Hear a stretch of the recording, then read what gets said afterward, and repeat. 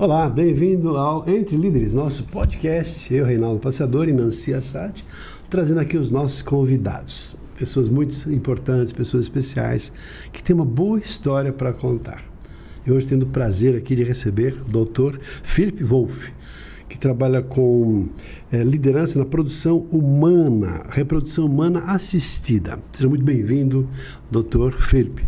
Obrigado pelo convite. Felipe, agradeço muito você ter encaixado essa entrevista na sua agenda tão ocupada. É sempre um prazer falar daquilo que a gente gosta, né? Então, estou lisonjeado aqui e responder todas as suas perguntas.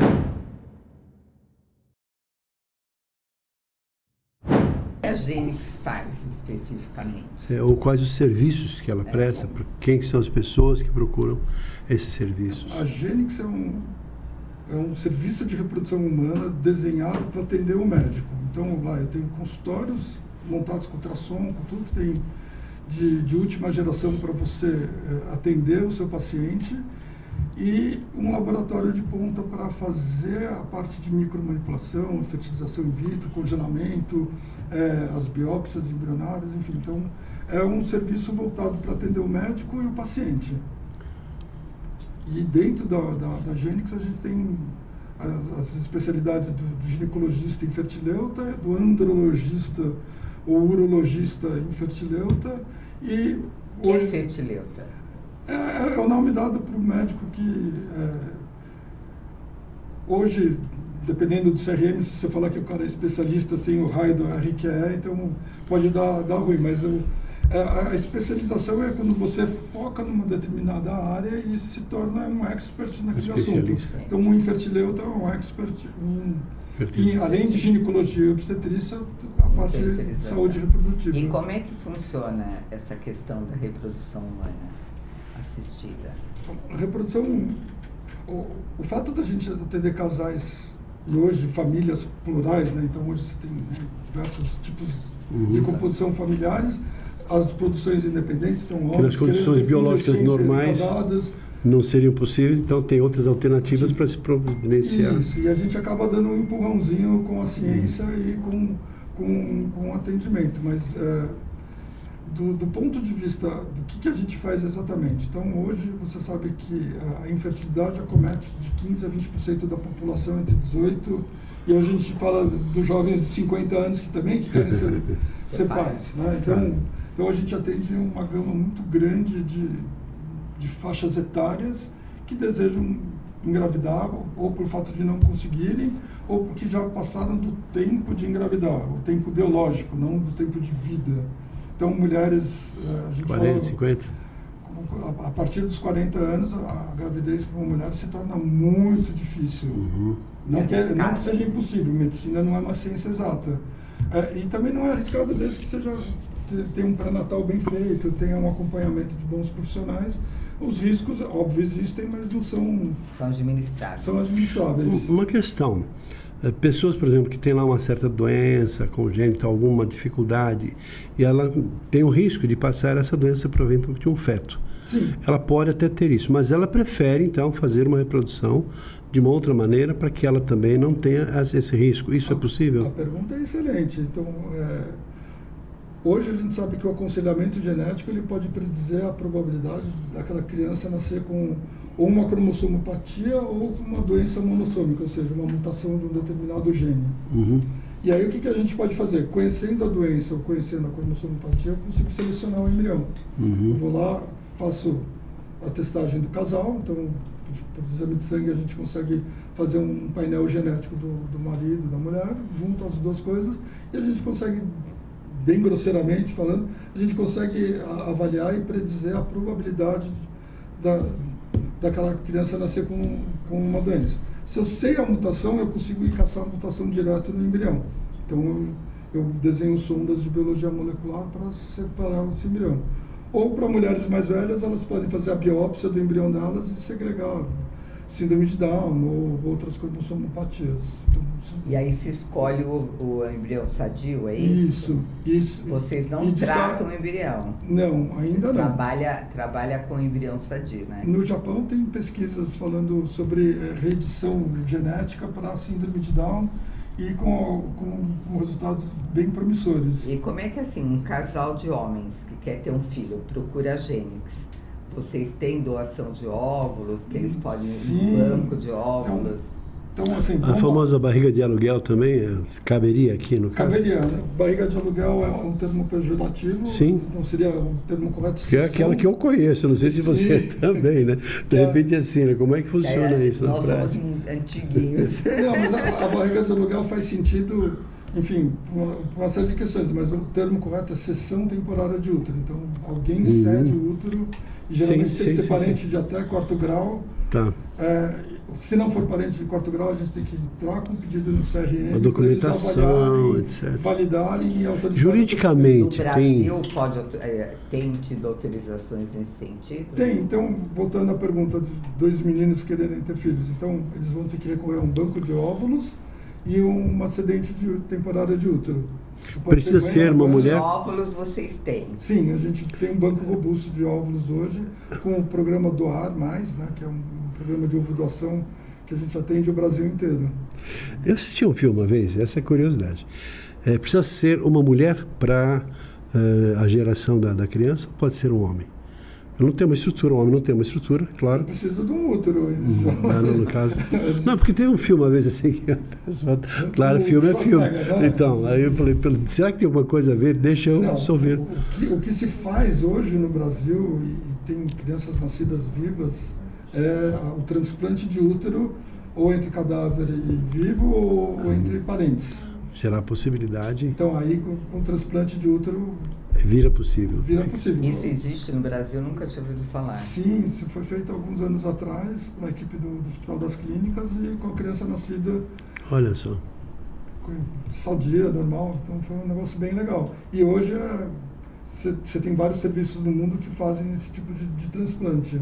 E com essa incidência grande de câncer nas jovens, vocês têm tido muitas jovens que congelam os óvulos hoje?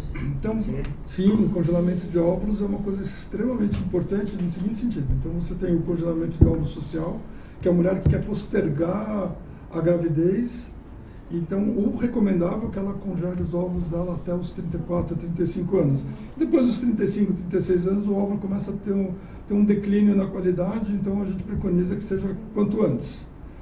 E as questões oncológicas, então você também consegue, no diagnóstico do câncer, então a mulher saiu da consulta do seu oncologista, ela tem um tempo hábil entre o início da quimio e radioterapia, fazer uma coleta de óvulos e congelar os óvulos dela. Então, nesse sentido, a gente consegue preservar a fertilidade futura ou postergar a maternidade, ou, melhor dizendo, mulher contemporânea que quer fazer mestrado, doutorado, quer se inserir no mercado de trabalho, pode planejar a gravidez. Isso, do ponto de vista social, é fantástico, porque o empregador pode investir na colaboradora, de preferência que os empresários arquem com uma parte ou com 100% do tratamento, porque eles podem... É um plano de vida e que também tem a ver com o aspecto profissional. De carreira, claro. E aos 40 anos ela pode engravidar com óvulos de 30, 35, 25 anos, enfim, dependendo da fase que ela congelou. Pacientes oncológicos, assim, a gente sabe que a quimio e a radioterapia tem um efeito deletério, vão de alguma forma alterar a função reprodutiva dos ovários, então o recomendado é congelar óvulos. Se não dá para congelar óvulos, hoje a gente tem uma metodologia que ela já vem de alguns anos, mas hoje está se tornando rotina nos grandes centros de reprodução humana, que é congelar o tecido ovariano. Eu vou pegar o seu tecido ovariano, eu vou congelar ele e depois eu posso transplantar ele com 2 finalidades. 3, na verdade, para pacientes oncológicos restaurar a fertilidade, para mulheres que não podem ter, são acometidas de endometriose ou alguma coisa que vá comprometer o tecido ovariano, a gente pode também congelar, ou se você quiser fazer uma reposição hormonal autóloga, sem uso de remédios e da indústria farmacêutica, você pode transplantar esse tecido ovariano jovem e voltar a produzir hormônios endógenos de maneira natural. Muito interessante. É o seguinte, quantos anos a Gênix tem E o que era a reprodução assistida na época que ela foi criada e como isso evoluiu e quais são os passos futuros, se é que você possa me dizer, já que você participa de congresso. Hoje, dia 20 de janeiro, a Genix completa 16 anos de mercado. Parabéns. Então, a gente está 16 anos atuando como serviço de reprodução humana. E quando eu comecei como embriologista, e aí eu falo isso de carteirinha, o embriologista não era gente, né? Então, o médico não tratava a gente como gente, mas teve uma evolução muito grande do ponto de vista do aspecto técnico do médico, né, da parte clínica, e o laboratório, né, a parte laboratorial deu saltos qualitativos enormes. Tanto é que antigamente a gente fazia a biópsia com ácido, hoje a gente faz com laser. O método de congelamento era lento, então a gente ficava sentado do lado do raio da máquina 5, 6, 7 horas esperando o embrião ser congelado. Hoje você tem a vitrificação que em 15 minutos, ou agora com os métodos ultra rápidos, esses 15 minutos vão virar 10 minutos. Então, tudo otimizando o trabalho e a rotina do laboratório para minimizar custo, gasto, mas ainda é operador dependente, então você precisa ter bons profissionais. E aí, o salto qualitativo do embriologista foi da água para o vinho também. Então, eu posso falar assim com muito orgulho que a Clínica Genix foi pioneira em fotodocumentar todos os procedimentos e dar para o paciente, não para o médico. Então, isso foi uma virada de chave, porque a gente estava mostrando que o laboratório era eficiente, tinha resultado e, às vezes, a medicina tem o lado positivo e o lado negativo. Então, a gente mostrava a verdade para o casal. Olha, seu caso foi assim, o seu caso foi ruim, o seu caso não vai dar certo. Então, isso é uma coisa que a gente trouxe transparência. Hoje a gente faz transferência de embrião com a paciente enxergando, carregar o catéter com o embriãozinho no microscópio em tempo real. Isso faz toda a diferença do mundo. Metodologicamente, então, a gente fazia biópsia antigamente com ácido, hoje se faz com laser de alta precisão, então minimiza vícios. Antigamente a gente tirava uma célula para fazer biópsia do embrião e era por fluorescência, né? Então sempre no terceiro dia de desenvolvimento. Hoje a biópsia é feita no quinto, sexto dia de desenvolvimento com 5, 10 células, e antigamente a gente contava 5 cromossomos, hoje a gente vê o painel dos 46 cromossomos. Como é que é a perspectiva daqui para frente em relação a isso? Tendo visto o avanço? O embrião vai nascer batendo palminha. Então vamos lá. Vai surgir batendo Quando eu comecei a fazer laboratório de reprodução humana, a gente, em média, a gente transferia de 3 a 4 embriões, independentemente da idade do casal. Hoje a tendência é transferir um embrião por vez, e também independente da idade do paciente, porque qualitativamente o laboratório deu um salto muito grande. Há 10 anos atrás a gente transferia embriões com 4 células, ou no segundo dia de desenvolvimento, ou quando muito no terceiro dia de desenvolvimento. Hoje a gente faz cultivo estendido. O que é isso? Da fertilização ao blastocisto, quinto e sexto dia de desenvolvimento embrionário. Então a gente faz um processo de seleção desse embrião.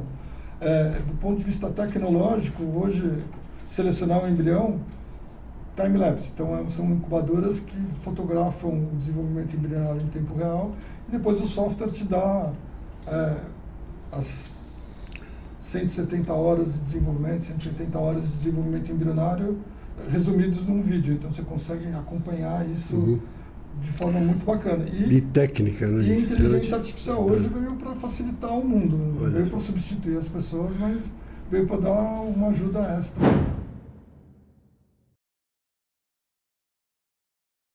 Que o senhor trabalha, que o trabalho que vocês desenvolvem lá na Genix tem a ver com felicidade humana, tem a ver com realização de pessoas, tem a ver com busca da felicidade. Porque uma pessoa que não tem filhos ou não pode ter filhos e deseja isso, e tem hoje caminhos para produzir e realizar isso, parece que é um ápice de uma grande realização.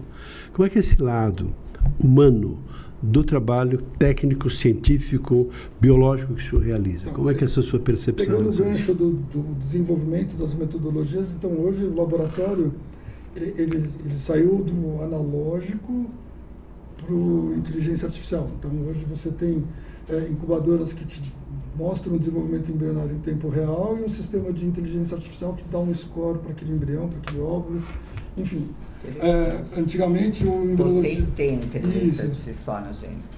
Antigamente o embriologista não conversava com o paciente, hoje a gente tem a embriologia clínica que faz um atendimento para explicar como é que funciona o processo, como é que funciona passo a passo, como é que é feito da coleta de óvulos ao bebê em casa, então segue uma linha bacana, e o médico dá toda a assistência clínica do ponto de vista de fazer a condução de parto, enfim, então é uma simbiose. Então hoje o embriologista ele conversa com o médico de igual para igual, ele conversa com o paciente, mostrando as probabilidades e as possibilidades, e depois junto faz-se um consenso do que vai ser melhor aplicado para o paciente. Então, evolutivamente, a gente deu um passo tremendo do ponto de vista de relacionamento e da atuação profissional do biólogo, biomédico, veterinário, que atuam dentro da embriologia.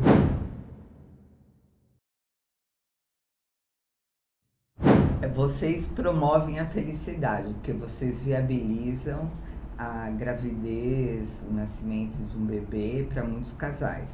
Mas e quando não dá certo?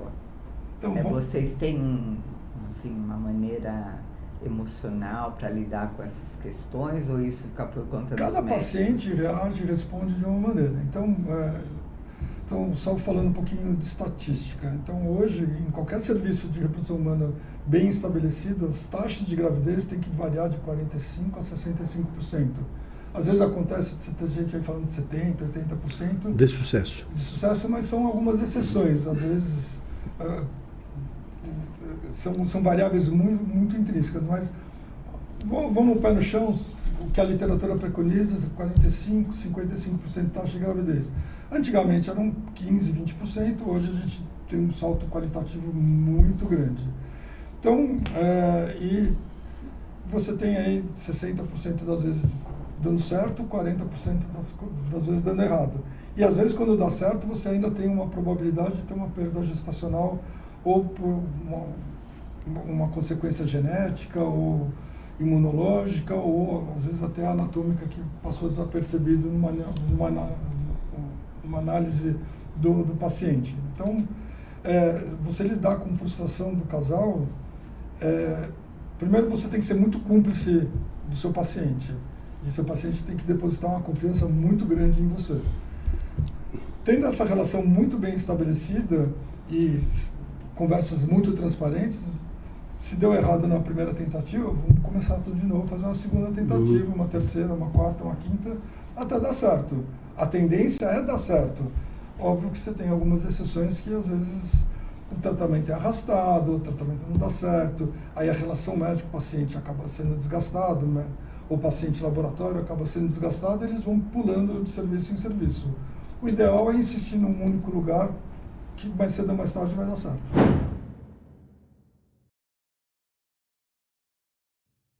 Sim, sobre clonagem, sobre reprodução humana, tem diferença entre clonagem e reprodução humana?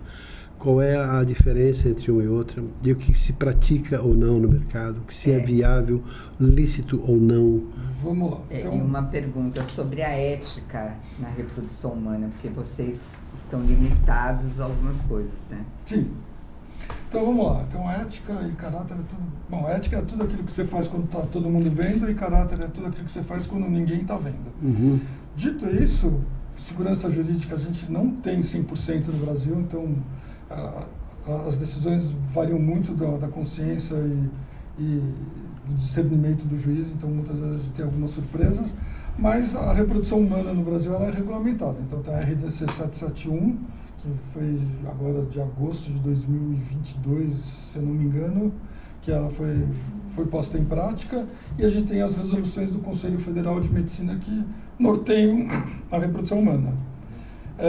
Então, tudo que é feito do ponto de vista reprodutivo tem que ser único e exclusivamente do ponto de vista reprodutivo.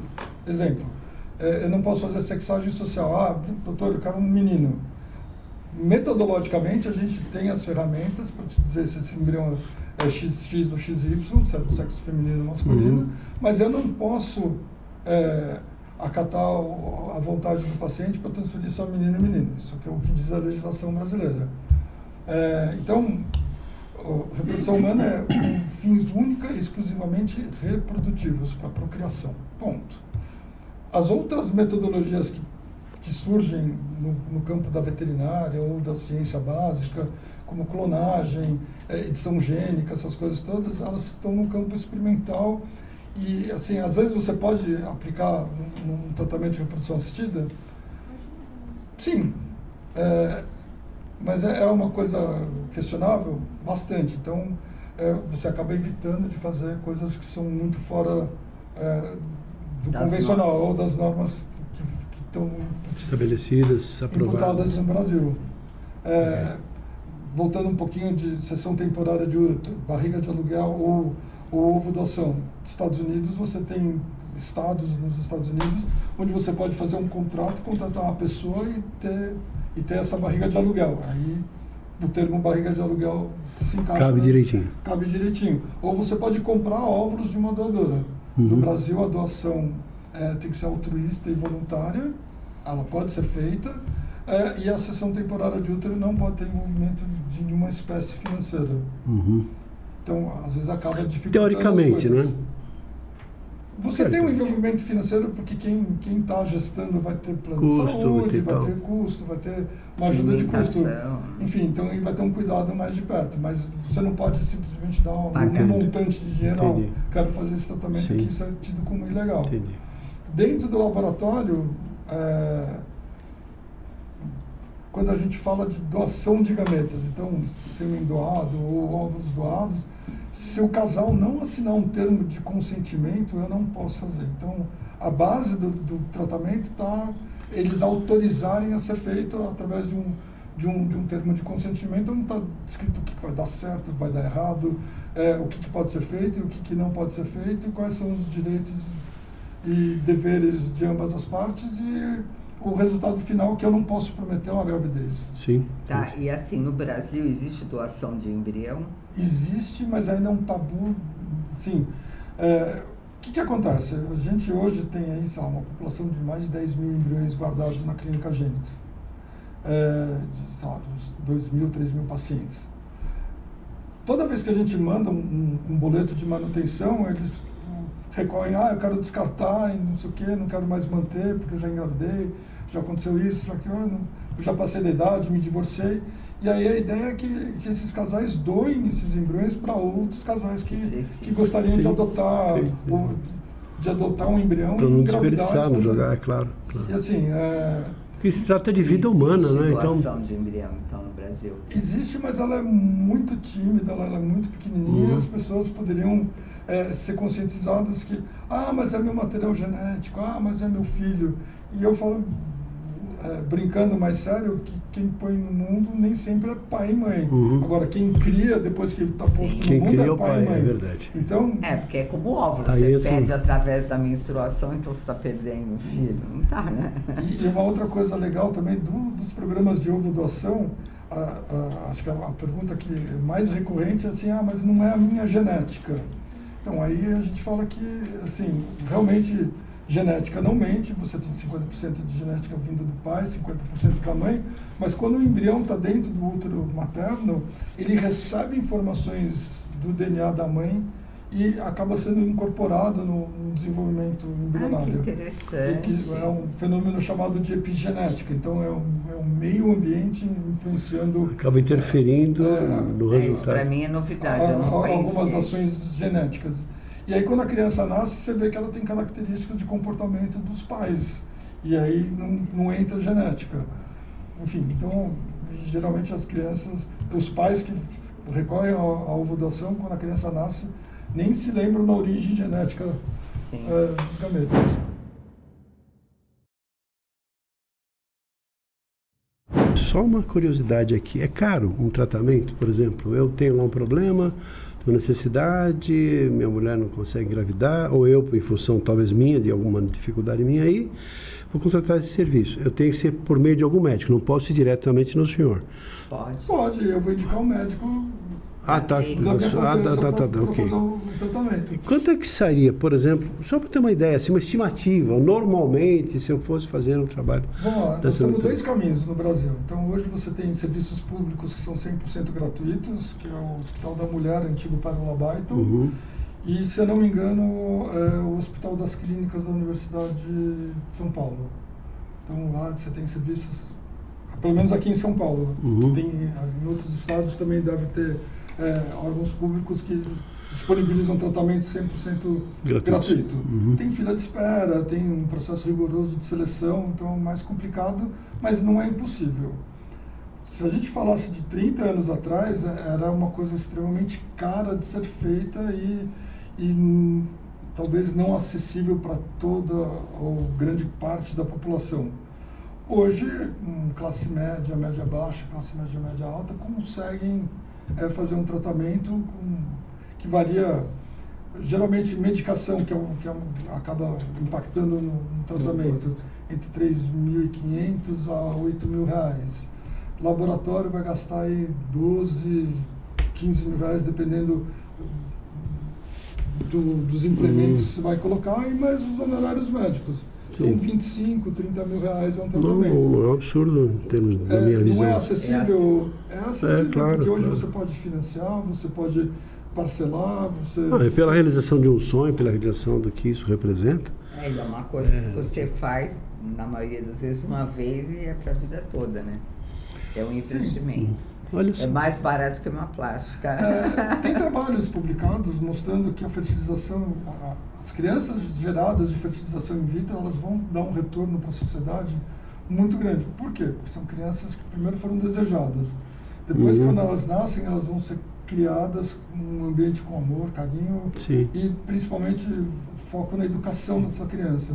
Então, ela seguramente vai dar um retorno social e financeiro para a sociedade no final das contas.